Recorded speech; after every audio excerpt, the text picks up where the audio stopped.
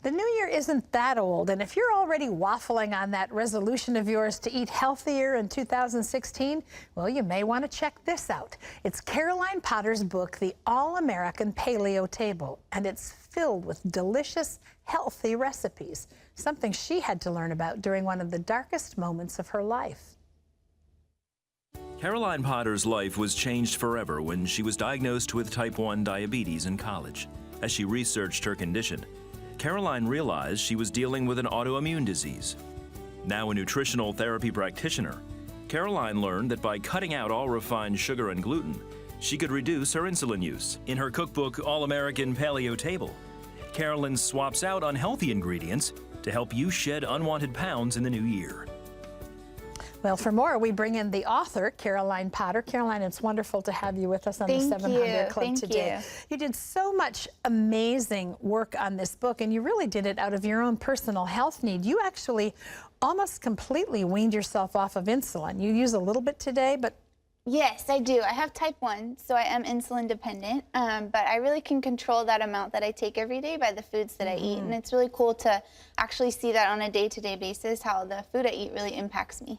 You know, some people might not know what the paleo diet is. What do you mean when you say that you've created a paleo diet for yourself? So it removes grains, gluten, refined sugar, and then dairy. Sometimes a little bit of good quality grass-fed, raw, heavy cream and butter can be used as well if you can tolerate that. And so it's really just returning to food as they're naturally found, without the preservatives, without all the chemicals, and it's really fresh food. It tastes delicious. And you like to eat, so you've worked hard at making this stuff taste good. Yes, I do. Now, in front of us, you have biscuits that are good for you. Yes, so these biscuits are made with cashews. And so cashews have a really light, mellow flavor, and so you don't have that intense, nutty flavor with these biscuits. They're not your grandmother's biscuits, but we eat them all the time. We love them. You can make a sausage gravy, or you can just have some butter and jam with them, and it's a really great way to start off your morning with a lot of protein. Now, these are ready to pop in the oven, but let's look at how you got there from here. Yes, so we make our own homemade cashew flour, and then we're going to add some butter, of course. Great. To these biscuits. And all you did to the cashews was just finely grind them, Yeah, you just finely grind them up in the food processor to make like your own homemade version of flour. And then we have some eggs. Wonderful. And then we're going to add coconut flour. That's going to help bind it together a little bit. And then baking soda, baking powder. And then we also have some gelatin. That also adds... helps to hold it together. Yeah, it helps hold it together. A little pinch of salt, because I think that adds something nice for baked goods. And then just a tablespoon of honey. So these have just a tiny bit of honey in it, but I thought they really needed the honey to kind of recreate that traditional biscuit flavor. So I wanted to add... Do you use anything special in the honey department? I just use raw honey, so just totally unprocessed. And then we're also going to add a little apple cider vinegar, so that counteracts with the baking soda, so you don't have that horrible taste. So we don't want that. Okay. And then you just blend it pretty much into a dough. So doing all of that created this, right? Now you formed them into patties. You've got them on parchment paper. Yeah, I put them on parchment paper just so you avoid any burning or sticking or anything like that. Well, since this is TV, and we can, you want to take those to put in the oven, and I'll get let's put these in the oven.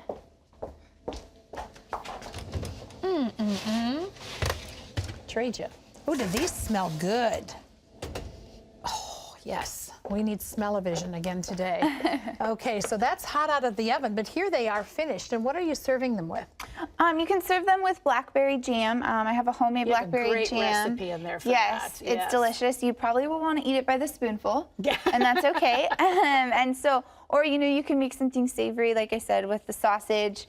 You also could just top them with a little bit more butter or honey if you want something sweet. So they're really versatile, and they also freeze really great. So I keep some in the freezer because I always have comfort food cravings, and that's a great alternative. Now, also, we should say that everything we're showing all of you at home today is a way to kick off your New Year's morning breakfast, and really throughout the year. It's all a great way to start your day. What you eat at the beginning of the day surely impacts the quality of your day. So what have you got here? So this is Cinnamon Toast Crunch Squares, inspired by my favorite childhood breakfast cereal. And you can serve it with milk, almond milk, even just by themselves. So they're nut-free. So that's a really great alternative for children, because I know that even so many schools you can't take nuts into anymore. So I worked really hard to make those nut-free so that kids can enjoy them You too. could plunk these in a little Ziploc bag for your kiddies and send Yes, them off. my husband likes those for breakfast too, so that's a win. This is so darling. What a great idea. You make your own flavored cream.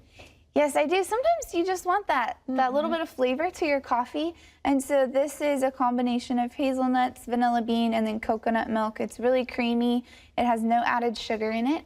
So you don't have those preservatives that you would have in a store-bought creamer.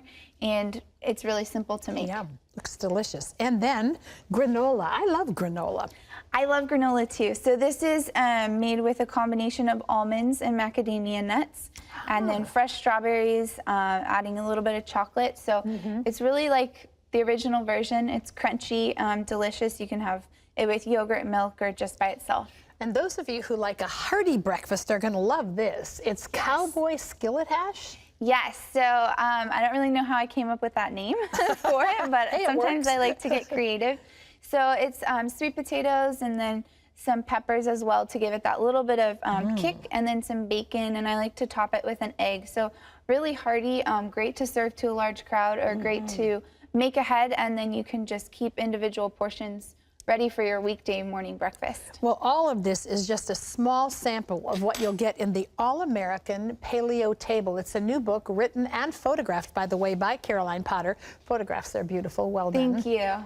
If you would like one, you can find it wherever books are sold. And I think it's a great way to start out your new year, really getting some sound information on how to eat healthy, be energized, and help your family be healthy as well.